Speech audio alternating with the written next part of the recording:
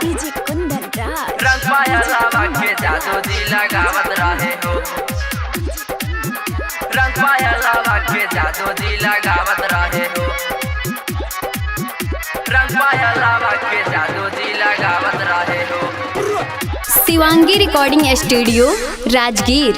घर से भगाई के हो खेत में ले जाई के,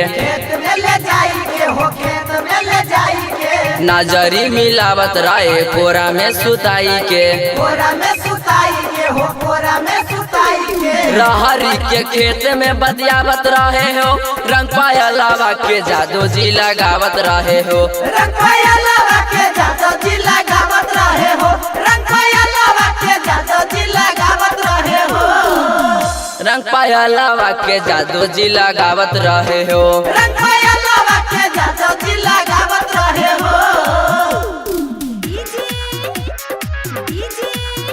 रंग पाया लावा के जादू जी लगावत रहे हो। रंग पाया लावा के जादू जी लगावत रहे हो। रंग पाया लावा के जादू जी लगावत रहे हो।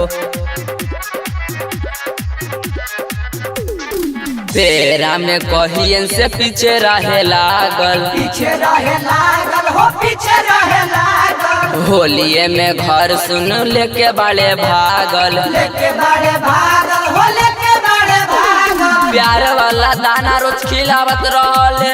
रंग पाया लावा के सिंह जी लगावत रहले। रंग पाया लावा के जादू जी लगावत रहे हो। रंग पाया लावा के जादू जी लगावत रहे हो। रंग पाया लावा के जादू जी लगावत रहे हो। कुंदन राज रंग पाया लावा के जादू जी लगावत रहे हो। रंग पाया लावा के जादू जी लगावत रहे हो।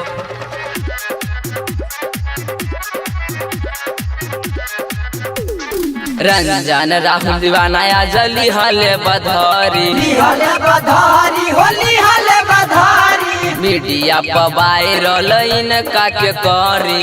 इनका के कारी हो, इनका के कारी। गई गई जोगिरा खूब सुनावत रहले।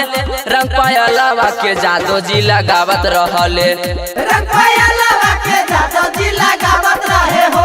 रंग पाया लावा के जादू जी लगावत रहे हो। Shivangi recording studio Rajgir.